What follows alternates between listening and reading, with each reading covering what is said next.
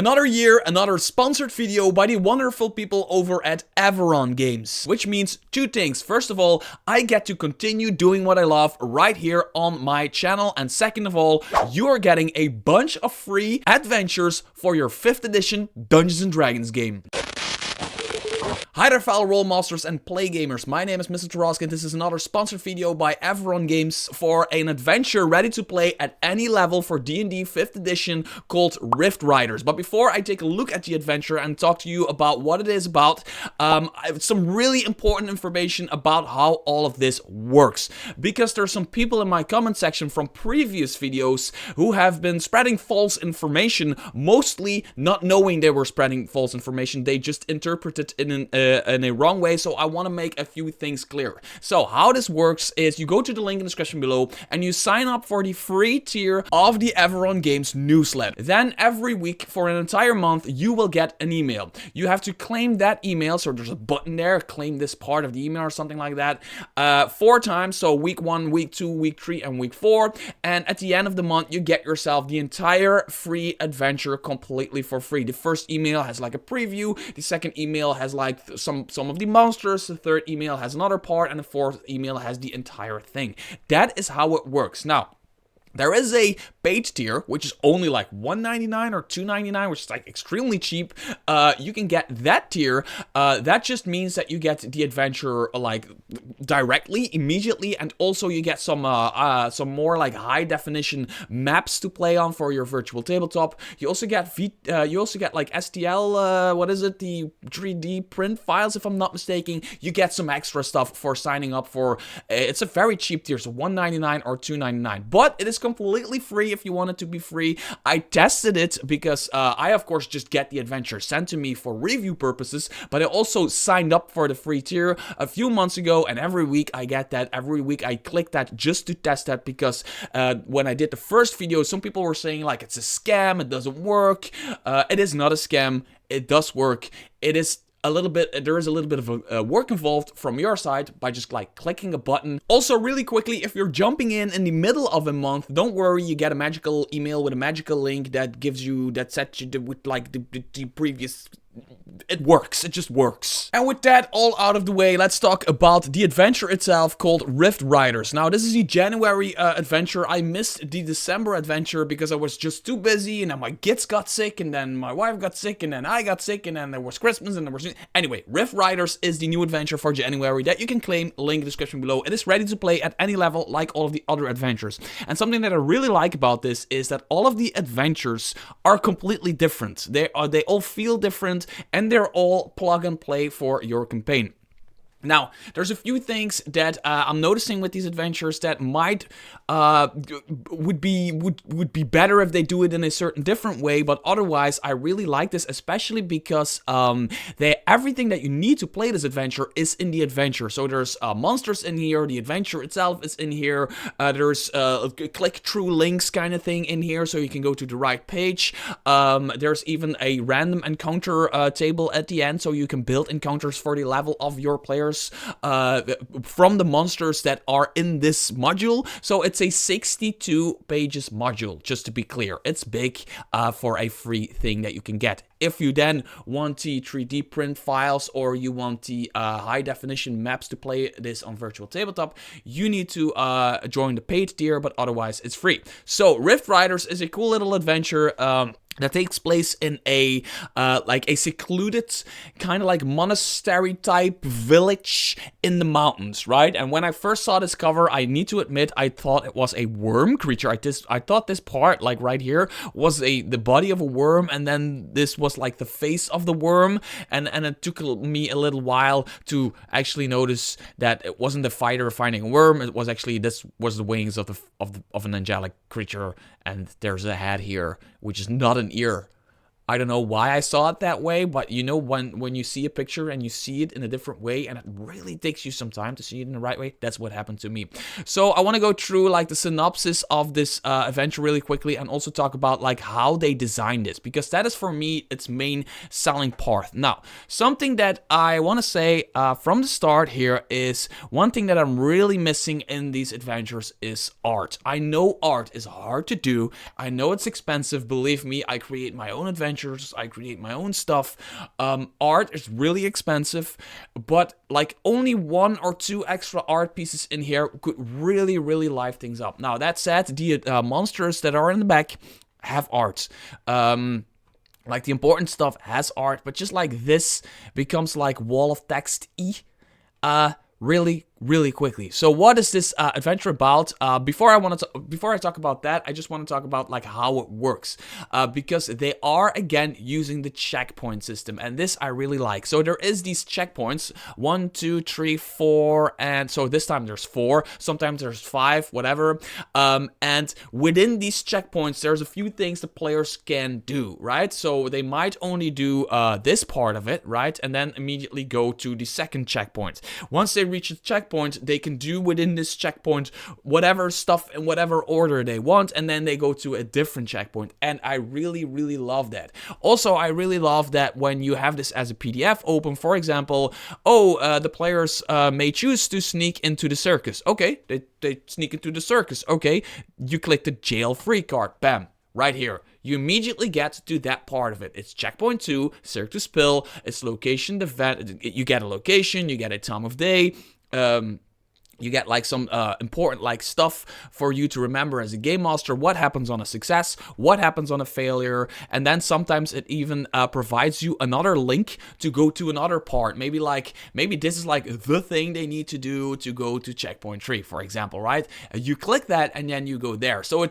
it becomes like this old school where you had these little booklets when you were a kid. I don't know, you sit at the back of the car and you had these choose your own adventure booklets where you do a thing, you make a decision, and then it says go to page 59, and you go to page 59 and you have this your own adventure, right? It kind of becomes that in a way, and I really like that. But then it's for a party, and it's not like just for like one lonely person in the back of a car, right?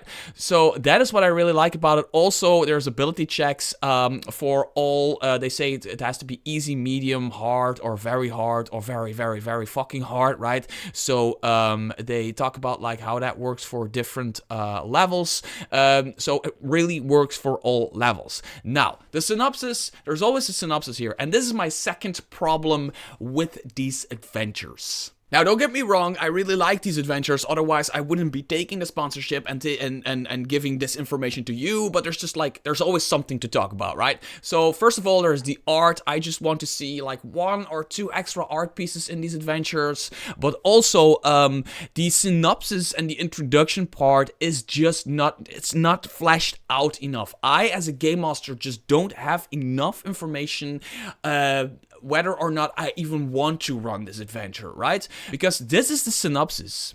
Then they talk about now, this they do really well, that you have the objectives all lined up, you have the locations, like the important locations. You can print out this page basically as a game master or put it on your screen while you're playing, and you have all the factions, and it just gives you like all of the information you need as a game master really quickly, like, oh yeah, that was that faction, oh yeah, that was that NPC, oh, there's these enemies, and they're like CR this, what. So all of that important information, that quick access information is there, but there's just not enough.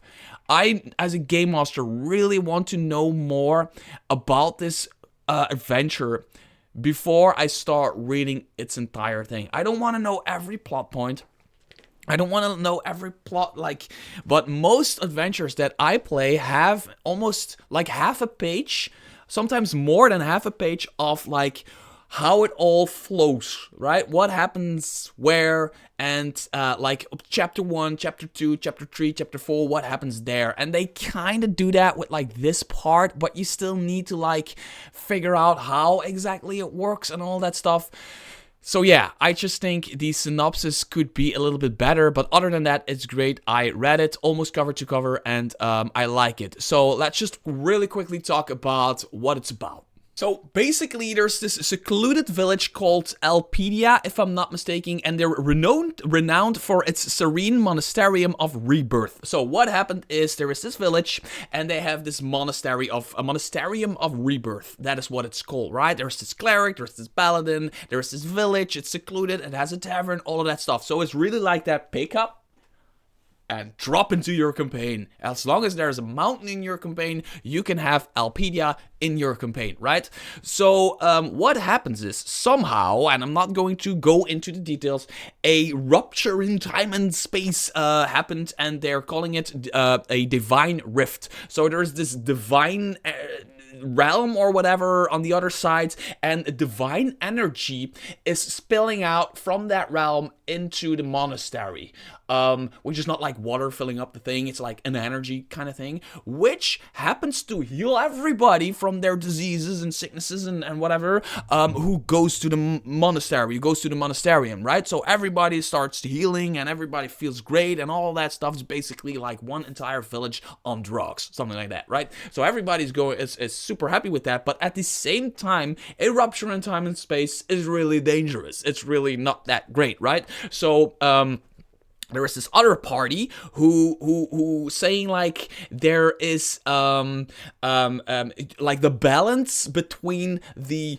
realm that we live in, like the characters, and like the other realm on the other side, the balance could like really be destroyed and bad stuff can happen, basically, right? So it's up to the players to kind of like decide what to do with that, and that's what I really like about these adventures. It's always like up to the players to decide. There's like always like 2 or 3 ways the players can end this adventure, because this time around, at the same time, there's this little circus, the Vanitas Circus, that has set camp on the outskirts of the village. Now, this circus, of course, is just a governmental kind of thing for bad stuff, because there is this person in the circus who has bad intentions with the rift, basically, right? So now that is something that I believe is completely and utterly overused.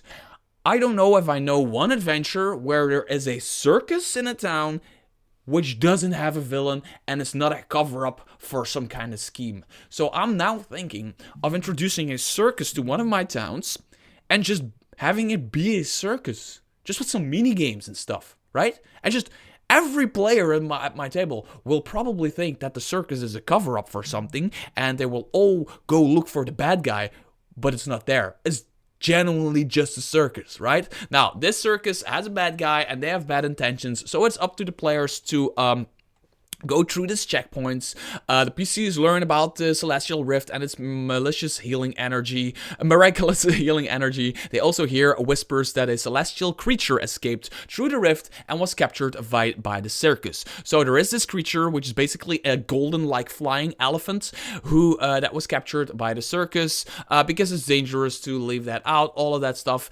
So the players can go into the circus to kind of to investigate, but they can do that by just like getting invited to the circus. They could sneak into the circus, or during an expedition to hunt yetis, the PCs are awakened to a sudden attack and discover a lone child controlling hostile ice creatures. So there's people getting powers and all that stuff. Yeah, and then they go through like the first blessed and stress is where they find it out. Then they go to the Cirque du Spill, which is the part where they find out there is this malicious character in the circus who wants to do other stuff. The PCs learn how to use the rift. They need Althea's sacrifice. Yes, that's where the plot like thickens. This is where there's this plot change, this plot hook change, this what do you call it? Anyway, so they find out that in order to close the rift, they're probably going to need to sacrifice Althea. Althea is the main cleric of the monasterium. So they can either like pick her up and throw her into the rift. Figure of speech, of course, there's this entire thing, but pick her up and throw her into the rift and be like, yeah, thanks for your sacrifice. Or they can actually discuss this with her. She might be willing to sacrifice herself because she is a cleric devoted to her deity and devoted to protecting the world and all that stuff. She might be like, yeah, okay, I will do this because that will help my people and it will help the people of the world, because this rift really needs to close, because dangerous creatures could escape from this rift and cause havoc across town and the entire world, basically.